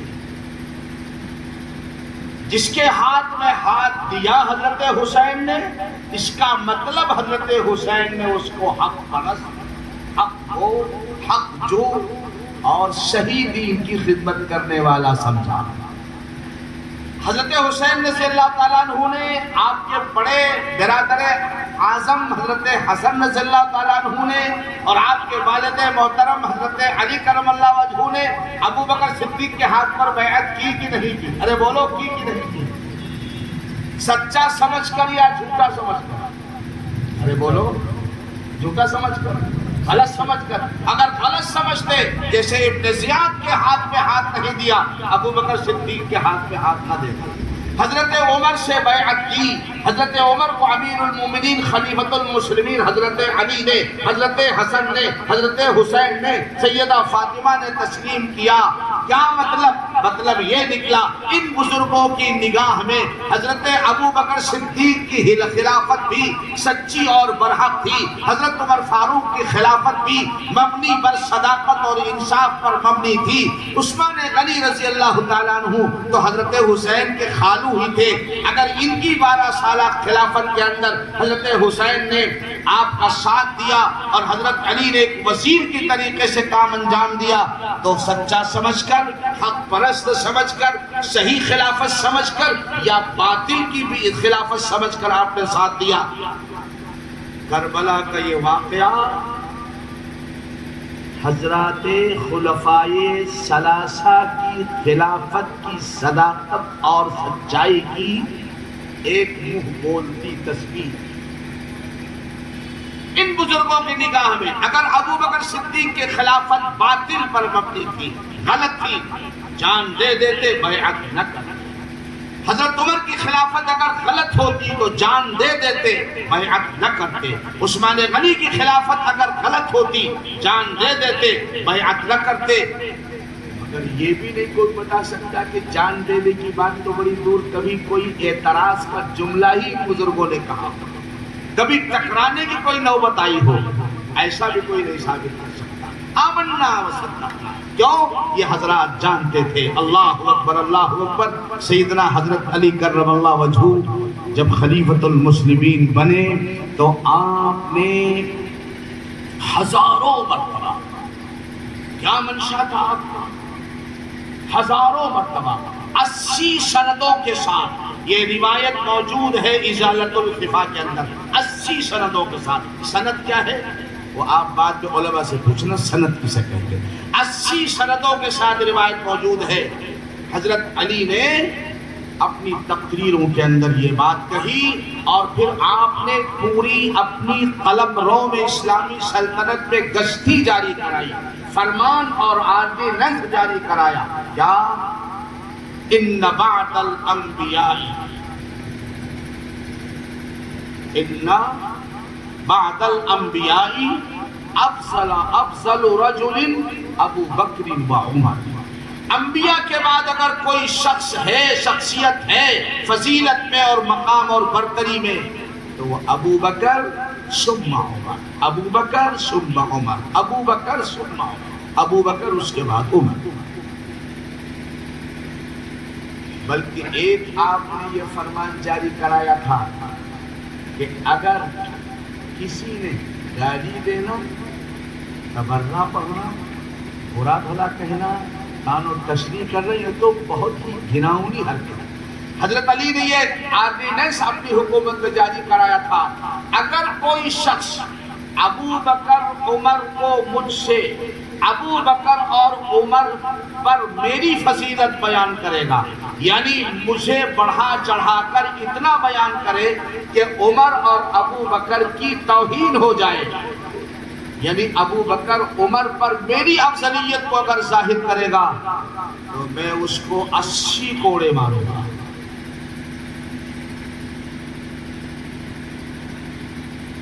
یہ روایتیں لوگوں کو نظر نہیں آتی۔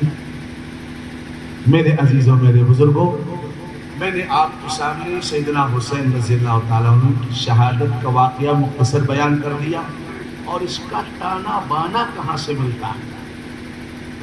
وہ کردار جنہوں نے اپنے بھائی یوسف علیہ السلام کو حسد کی آگ میں جل بھون کر کے کنعان کے اندھے کنویں کے اندر ڈال دیا تھا، یہ سوچ کر کے کوئی بھیڑیا کھا جائے گا، مر جائیں گے، ختم ہو جائیں گے، لیکن اللہ بڑا قادر مطلق ہے۔ اللہ تعالیٰ کہہ رہا تھا یوسف تم کو آج یہ بے یار و مددگار خانمہ برباد کر کے کنویں میں ڈال رہے ہیں، ایک دن میں وہ لاؤں گا، یہ تمہارے سامنے بھکاری بن کے کھڑے ہوں گے، تمہارے سامنے بھکاری بن کے کھڑے ہوں گے۔ یہ وہ کردار ہے حسد میں جلنے والے۔ حضرت محمد صلی اللہ علیہ وسلم سے حسد، نبی کے خاندان سے حسد، نبی کے دین سے حسد، نبی کے شریعت سے حسد، مگر ایک وہ شخص ہوتا ہے جو کلم کلا دشمنی کرتا ہے، ایک وہ شخص ہوتا ہے جو مارے آستین ثابت ہوتا ہے یہ منافقین تھے جو آستین کا سانپ ثابت ہوئے، اور خانوادہ نبوت کے آخری چراغ کو جب تک گل نہیں کر لیا تب تک ان کو چین نہیں آیا۔ پھر اپنی گیدڑ بھکتی کو چھپانے کے لیے اور اپنی کوتاہیوں پر پردہ ڈالنے کے لیے کہ ساری دنیا ہم کو ذلیل کرے گا اور کہے کہ تم نے تو حسین کو بلایا اور شہید کر دیا، تو تشوے کے آنسو بہانے لگے اور مگرمچھ کے آنسو بہانے لگے۔ روایت کے اندر آتا ہے کہ جب حضرت حسین رضی اللہ تعالیٰ عنہ کو شہید کر دیا گیا اور خاندان نبوت کو جو حضرت حسین کے ساتھ خواتین تھی ان کو پردے میں بٹھا کر کے اونٹوں پہ سوار کر کے دمشق روانہ کیا جا رہا تھا، اور جب آپ کوفے کے ایک راستے سے گزر رہی تھی تو دیکھا کہ کچھ لوگ صبح کے وقت حضرت حسین کی قبر پر بیٹھے ہوئے آنسو بہا رہے ہیں۔ تو حضرت زینب رضی اللہ تعالیٰ عنہ نے کہا تھا، تاریخ نے ان الفاظ کو اپنے سینے کے اندر محفوظ کیا ہے، ایھا المکرۃ الغدرا، اے مکارو، اے غدارو، کل تم نے ہمارے بھائی کو قتل کیا ہے اور آج اپنے جرم کو چھپانے کے لیے تم آنسو بہا رہے ہو۔ بد دعا دی، فرمایا خدا قیامت تک تم کو رلاتا ہی رہے، خدا قیامت تک تم کو رلاتا ہی رہے۔ حضرت حسین کی تعریف کرنا، ان کی مدح سرائی کرنا، ان کی عظمتوں کا بیان کرنا، الحمدللہ یہ اللہ تعالیٰ نے ہم اہل حق کے حصے کے اندر رکھا ہے، اور حضرت حسین کی شہادت کو معاذ اللہ ایک طرفہ تماشا بنا کر، واہ رے واہ کیا غمی منانے کا انداز ہے، سبحان اللہ۔ کسی کا نواسہ مر جائے اور جنازہ چلا جا رہا ہو اور چند محلے کے منچلے نوجوان ڈھول تاشا لے کر آ جائیں، سمجھے نہیں، گانا گاتے ہوئے، قوالی گاتے ہوئے، تو نانا کی آنکھوں میں خون آ جائے گا اور کہیں گے مذاق کرنے کے لیے میرا نواسے کا جنازہ ہی تم کو ملا تھا، خبردار نگاہوں کے سامنے سے ہٹ جاؤ ورنہ تمہاری خیر نہیں ہوگی۔ ایک انسان، عام انسان کے نواسے کے جنازے کے سامنے اگر کوئی نگڑیا اور ڈھول تاشا بجانے لگے تو اس کو غصہ آئے گا۔ حضرت حسین کا جو تعزیہ جا رہا ہے، لوگوں نے اس کو آپ کی قبر مبارک سے تشبیہ دی ہے اور کندھوں کو اٹھا کے جا رہے ہیں۔ لوگوں کا تصور یہ ہے اس میں کندھا لگانا اتنا ہی زیادہ ثواب کا کام جتنے حسین کے جنازے میں کندھا دینے پہ ثواب ہے، اس انداز پہ جا رہے۔ چلو یہ شب مجھے گوارا ہے، میں اس کو تسلیم کرتا ہوں، لیکن کلیجہ کٹنا چاہیے، سر جھکے ہونے چاہیے اور آنکھوں سے آنسو جاری رہنے چاہیے، سمجھے نہیں۔ کوئی رنگ لگائے ہے، کوئی پٹا بانا کھیل رہا ہے، کوئی لائٹ کے راڈ کھیل رہا ہے، سمجھے نہیں، کوئی کبڈی کھیل رہا ہے، اور جناب عالی ہماری بہنیں اور بیٹیاں وہ کپڑے جو ابا نے شادی کے موقع پہ دیے تھے وہ پہن کر کے امام حسین کی غمی کا جلوس دیکھنے جا رہی۔ سبحان اللہ، یہ کیوں کہتی ہو غمی کا جلوس ہے؟ یہ کہو میں خوشی کا میلہ دیکھنے جا رہی ہوں۔ کوئی انسان اگر کسی بھائی آپ حضرات کے یہاں بھی انتقال ہوتا، ہمارے یہاں بھی انتقال ہوتا ہے، اگر کسی عزیز کا انتقال ہو جائے، مثلا کسی عورت کی بیٹی کا شوہر اللہ نہ کرے انتقال کر جائے، تو وہ عورت کریم پاؤڈر لگا کے جائے گی اپنے داماد کے جنازے میں، یا جن کپڑوں میں ہے انہی کپڑوں میں بھاگے گی؟ اگر ماں کو پتہ چلے کہ میرے بیٹے کا حادثہ دیوا کے چوراہے پر ہو گیا ہے یا بلہارا کے چوراہے پر ہو گیا ہے، کریم پاؤڈر لگائے گی، بچوں کے ہاتھ میں گنگنے دے گی، بچوں کو 10 کا نوٹ دے گی آئس کریم اور کھانے کے لیے اور پٹاخے جلانے کے لیے، دیکھنے کا شوق میلے کا، اور نام رکھ دیا غم حسین۔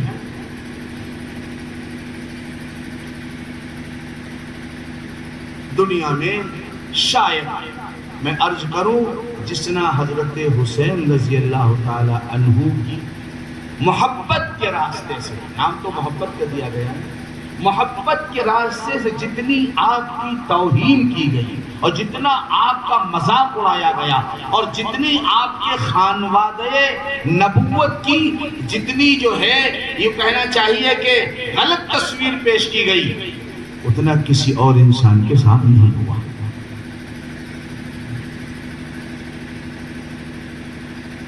میرے عزیزوں، میرے بزرگوں، بھائیوں، دوستوں، یہ ہمارے اور آپ کے سوچنے کی چیز ہے۔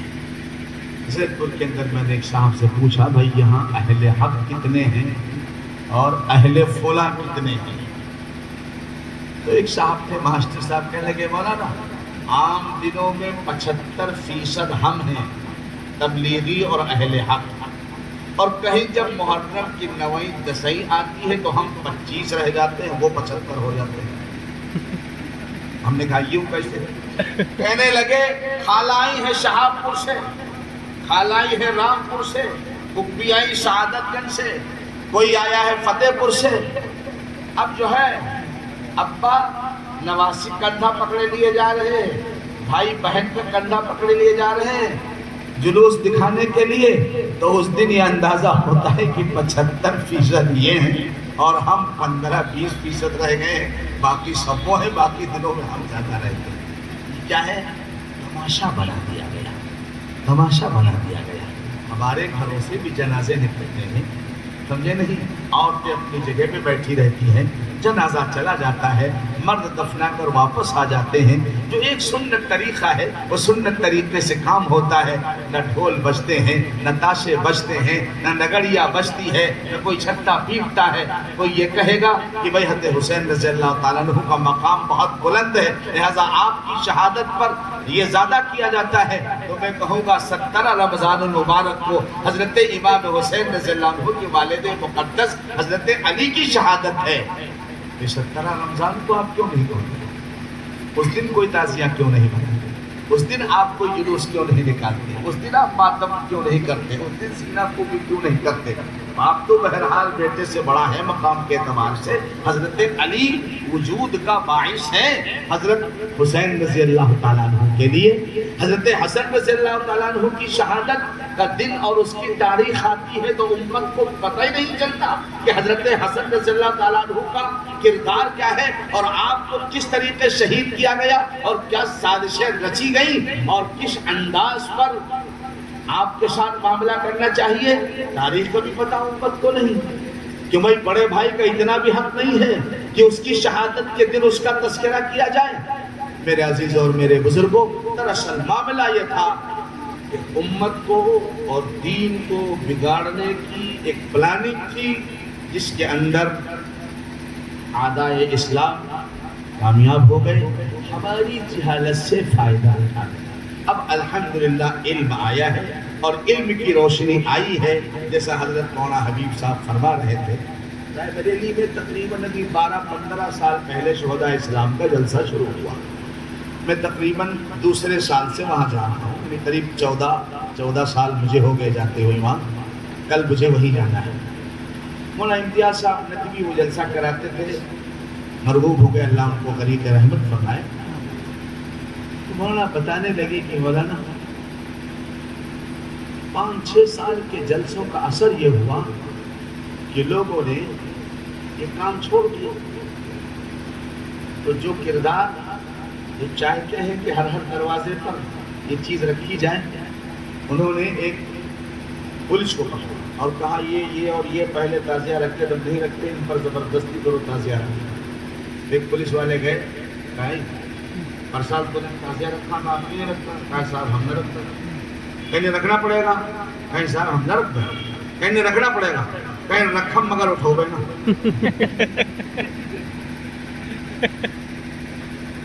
جب علم کی روشنی آتی ہے، اللہ تبارک و تعالیٰ دلوں کی بدگمانیوں کو دور کرتے ہیں، صحیح ایمان ملتا ہے، صحیح راستہ ملتا ہے، صحیح سوچ ملتی ہے اور صحیح فکر ملتی ہے۔ اللہ تعالیٰ آپ سب کو جزائے خیر دے۔ اس اجلاس کے منتظمین کو اللہ جزائے خیر نصیب فرمائے۔ بھائی سب کچھ انتظام کر دیا جائے، یہ فقیر بھی حاضر ہو گیا، آپ نہ آتے تو کہ ہم دیواروں کرسیوں کو سنا کے جاتے ہیں۔ آپ کا آنا اس جلسے کی کامیابی کی دلیل ہے، اور یہ انتظامات الحمدللہ اللہ کا فضل ہے، لہٰذا آئندہ اور بڑی تعداد میں آنے کی کوشش کریں۔ دیکھو اللہ جانتا ہے، میرا مالک جانتا ہے، چند حقائق تھے جو میں نے عرض کر دیے۔ کسی کی دل شکنی اور کسی کا دل دکھانا اور کسی کو تکلیف دینا یہ اسلام میں ہے ہی نہیں۔ میں نے کل عرض کیا تھا بلہرہ کے اندر کہ الحمدللہ یہ ان کو مبارک ہو جو کسی کو نیچا اور کسی کو اوپر اور کسی کی توہین و تذلیل اور کسی کی تعریف اتنی کہ خدا سے آگے بڑھا دے، اللہ اس کے رسول نے ہم کو نہیں سکھلایا۔ آمن الرسول بما انزل الیہ من ربہ،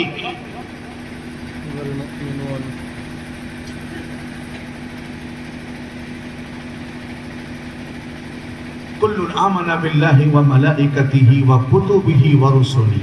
ہم ہر کتاب کا احترام کرتے، چاہے وہ توریت ہو، چاہے زبور ہو، چاہے انجیل ہو۔ کبھی سنا یہودی ہمارے نبی کا کارٹون بناتا ہے توہین کرنے کے لیے، مگر کبھی کسی مسلمان کی زبان سے سنا کہ اس نے حضرت موسیٰ کو خالی موسیٰ کہا؟ ہم جب کہیں گے موسیٰ علیہ السلام کہیں گے، عیسیٰ علیہ السلام کہیں گے، داؤد علیہ السلام کہیں گے، حضرت سلیمان علیہ السلام کہیں گے، حضرت یعقوب علیہ السلام کہیں گے، حضرت یوسف، حضرت اسحاق علیہ السلام کہیں گے۔ یہ ہم کو درس دیا گیا، یہ ہماری فطرت ہے۔ ہم ہر دھرم کے رشی اور منی کا احترام کرتے ہیں۔ ہم کسی کو گالی دینا، کسی کو برا بھلا کہنا، کسی کی دل شکنی کرنا، پھر فساد مچانا، یہ ہماری فطرت میں نہیں ہے۔ الحمدللہ ہم تو محبت کا پیغام لے کر آئے ہیں۔ ہم حضرت حسین کو بھی اپنے سر کا تاج مانتے ہیں، حضرت علی ہمارے سروں کا تاج ہے، حضرت حسن ہمارے سروں کا تاج ہے، سیدہ فاطمہ الزہرا رضی اللہ عنہا کی محبت ہمارے قلب کے رگ و ریشے کے اندر سمائی ہوئی ہے۔ لیکن اس کے ساتھ ساتھ صدیق اکبر کو اکبر ماننا پڑے گا، فاروق اعظم کو فاروق اعظم ماننا پڑے گا، عثمان غنی کو داماد مصطفیٰ ماننا پڑے گا۔ ہم سارے کرداروں کا احترام کرتے ہیں اور دعوت دیتے ہیں، آپ بھی آ جاؤ ہمارے اسٹیج پر، ہمارے ان بزرگوں کا احترام کرنے لگو جن کا احترام کرنا میرے نبی نے سکھلایا ہے، میرے نبی نے سکھلایا ہے۔ ورنہ بھائی پھر ہم یہ شعر پڑھنے پر مجبور ہوں گے، جو بھلے ہیں وہ بھلوں پہ نہیں کرتے تنقید، جو بھلے ہیں وہ بھلوں پہ نہیں کرتے تنقید، جو برے ہیں وہی اچھوں کو برا کہتے ہیں، جو بھلے ہیں وہ بھلوں پہ نہیں کرتے تنقید، جو برے ہیں وہی اچھوں کو برا کہتے ہیں۔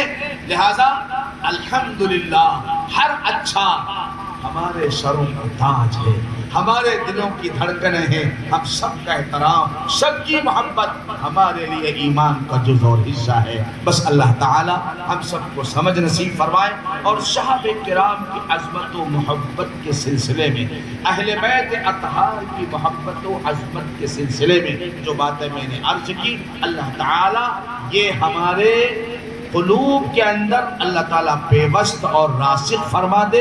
اصحاب رسول کی محبت سے، ازواج نبی کی محبت سے، احفاد و اولاد نبی کی محبت سے، نبی کے تمام نواسوں کی محبت سے، نبی کے خاندان والوں کی محبت سے، حتیٰ کہ میرے نبی نے جس اونٹ اور گھوڑے اور خچر پہ سواری فرمائی اس خچر کی محبت سے اللہ ہمارے قلوب کو سرشار فرما دے اور اسی پر جینا اور مرنا نصیب فرما دے۔ انشاءاللہ کل قیامت کے میدان میں صدیق اکبر نبی کے داہنی طرف، فاروق اعظم نبی کے بائیں طرف، جنت البقیع میں دفن ہونے والے خوش نصیب حضرات، جنت المعلیٰ میں دفن ہونے والے خوش نصیب حضرات اللہ کے نبی کے صحابہ حضور کے ساتھ ہوگے۔